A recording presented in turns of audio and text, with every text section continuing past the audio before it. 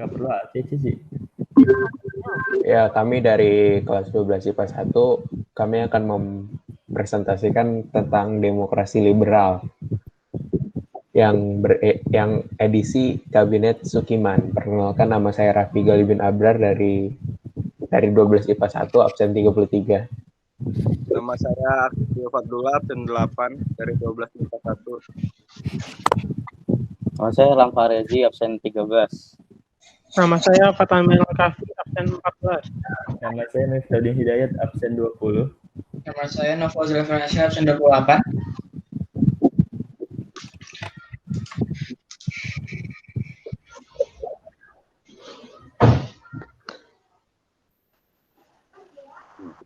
Kali ini kita akan membahas Kabinet Sukiman yang berdiri pada 27 April 1951 sampai dengan 3 April 1952.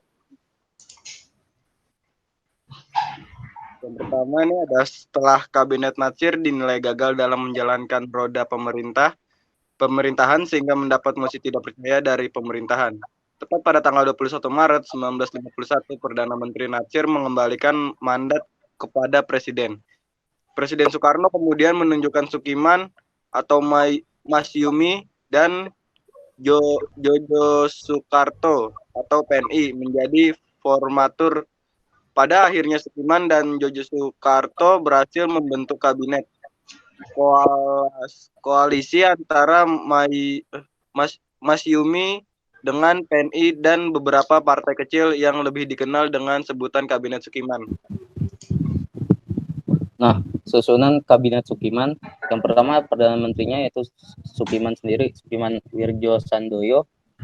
Lalu Wakil Perdana Menteri ada Suwiryo, Menteri Luar Negeri ada Ahmad Subarjo, Menteri Dalam Negeri ada Iskak Cokro Di Suryo, Menteri Pertahanannya Suwaka, Menteri Kehakiman Muhammad Yamin, Menteri Penerangan Arnold Mononutu, Menteri Keuangan Yusuf Wibisono, lalu Menteri Pertanian ada Suwarto, Menteri Perindustrian dan Perdagangan Suyono Hadinoto, Menteri Perhubungan Yuanda Kartawijaya, Menteri Pekerjaan Umum dan Tenaga Ukar Batakusuma, Menteri Perburuhan Iskandar Tejaksukma, Menteri Sosial Syamsuddin, Menteri Pendidikan dan Kebudayaan Wongsonegoro, Menteri Agama Wahid Hashim, Menteri Kesehatan Leimena, Menteri Negara dalam urusan umum Pelupesi, dalam urusan pegawai Panji Suroso, dan urusan agraria Gondo Kusumo.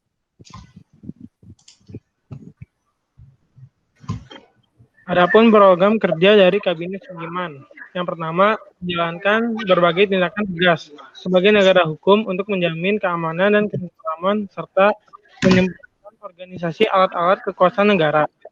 Kemudian ada membuat dan melakukan rencana kemakmuran nasional dalam jangka pendek untuk mempertinggi kehidupan sosial ekonomi rakyat dan mempercepat usaha penempatan bekas pejuang dalam pembangunan. Lalu ada menyelesaikan persiapan pemilu untuk membentuk Dewan Konstituante dan menyelenggarakan pemilu dalam waktu singkat serta mempercepat terlaksananya otonomi daerah. Lalu ada menyiapkan undang-undang pengakuan serikat buruh, perjanjian kerjasama, penetapan upah minimum, dan penyelesaian pertikaian buruh. Terus ada menjalankan politik luar negeri bebas aktif. Yang terakhir, memasukkan Irian Barat dalam wilayah RI secepatnya.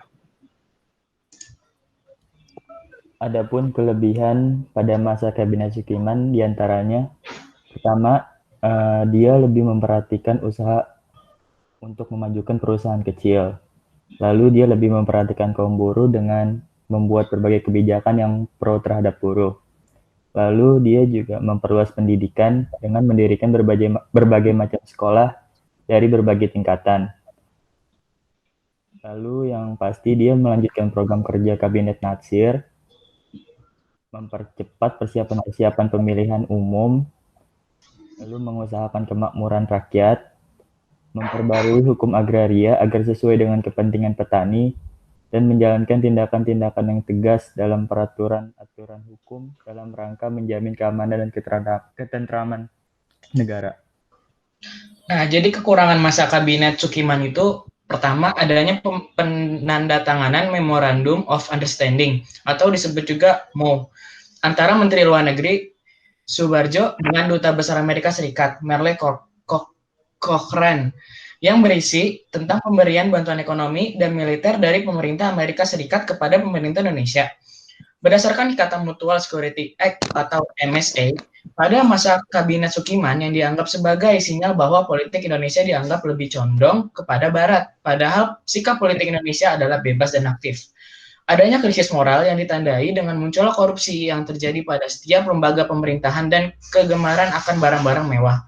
Masalah irian Barat belum juga teratasi, dan yang terakhir ada hubungan Sukiman dengan militer kurang baik, tampak dengan kurang tegasnya tindakan pemerintah menghadapi pemberontak di Jawa Barat, Jawa Tengah, dan Sulawesi Selatan. Nah, akhir dari Kabinet Sukiman. Kegagalan Kabinet Sukiman dinilai dalam penanganan masalah keamanan dalam negeri, memihaknya Indonesia kepada blok Barat dengan menandatangani Mutual Security Act atau MSA dengan pemerintah Amerika Serikat. Hal ini memicu munculnya pertentangan dari Masyumi dan PNI atas tindakan Sukiman, sehingga mereka menarik dukungannya pada kabinet tersebut. DPR akhirnya menggugat Sukiman dan terpaksa Sukiman harus mengembalikan mandatnya kepada presiden.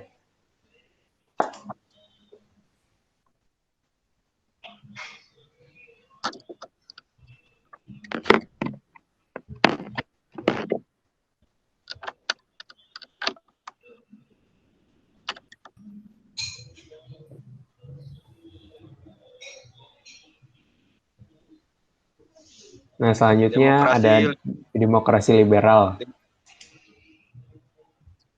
Apa itu demokrasi liberal? Demokrasi liberal dapat diartikan sebagai demokrasi yang berdasarkan pada hak individu. Menurut Robert Dahl, ada dua konsep penting yang ada di dalam demokrasi liberal. Kedua konsep tersebut adalah kontestasi dan partisipasi. Yang pertama ada kontestasi atau perdebatan penyanggahan.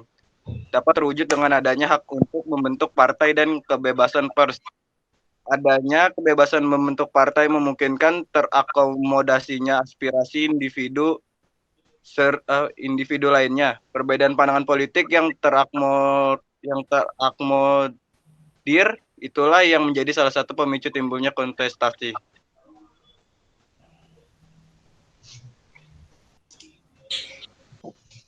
Terus yang kedua ada partisipasi. Konsep partisipasi yang dimaksud dapat terwujud dengan adanya pemilu. Pemilu yang diadakan pun harus diadakan secara adil dan dapat diikuti oleh semua warga yang memilih hak suara. Lalu berikutnya ada ciri-ciri demokrasi liberal. Yang pertama, partisipasi politik yang bisa diikuti oleh semua lapisan masyarakat. Lalu yang kedua ada pemungutan suara melalui pemilu dalam periode tertentu secara rahasia. Yang ketiga, terfasilitasinya kebebasan individu. Yang keempat, pemerintahan yang dapat membentuk hukum. Yang terakhir adalah kekuasaan pemerintah yang terbatas.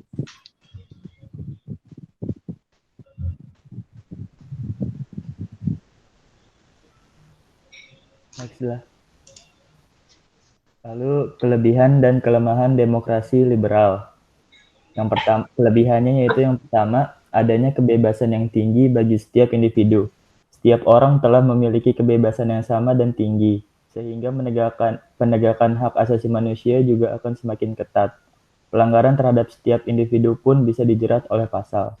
Yang kedua, tingginya pendapatan penduduk.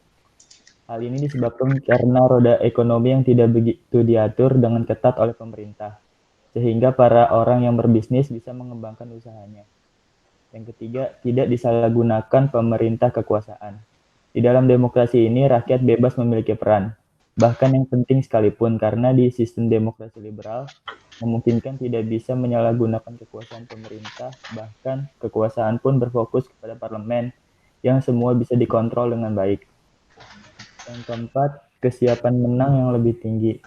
Biasanya di dalam negara yang menjalankan sistem pemerintahan ini, menciptakan kompetisi sendiri saat pemilihan presiden, parlemen, dan sebagainya.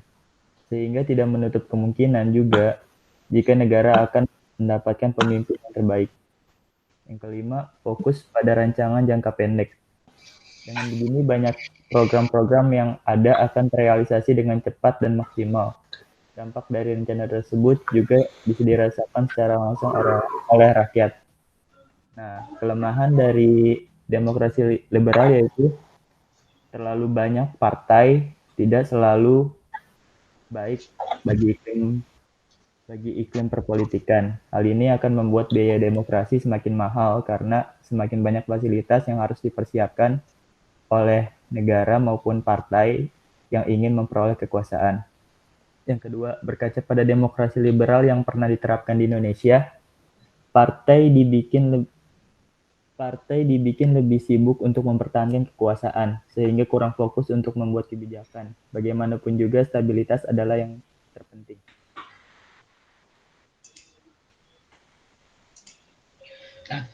Menurut kami demokrasi liberal itu sistem yang lebih buruk dari sekarang. Karena dengan demokrasi liberal, pemerintah bisa membuat aturan dengan mayoritas suara partai walaupun sekarang juga hampir sama seperti Omnibus Law. Tidak hanya itu, dengan demokrasi liberal juga akan membuat pemilu tambah hancur dan dikendalikan oleh pihak-pihak berkuasa. Tidak karena dengan pemerintah saat ini dengan demokrasi liberal akan bertambah parah karena akan lebih terang-terangan lagi perebutan kekuasaannya. Seperti yang sudah kita alami, kabinet-kabinet akan fokus menguatkan kekuasaan hingga kerjasama dengan pihak asing. Dan inilah bobroknya iklim perpolitikan yang sebenarnya sama saja dari periode ke periode, yaitu haus dengan kekuasaan.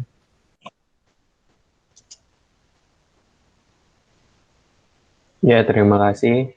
Sekian dari kelompok kami, kurang lebih mohon maaf. Assalamualaikum warahmatullahi wabarakatuh. Waalaikumsalam. Waalaikumsalam.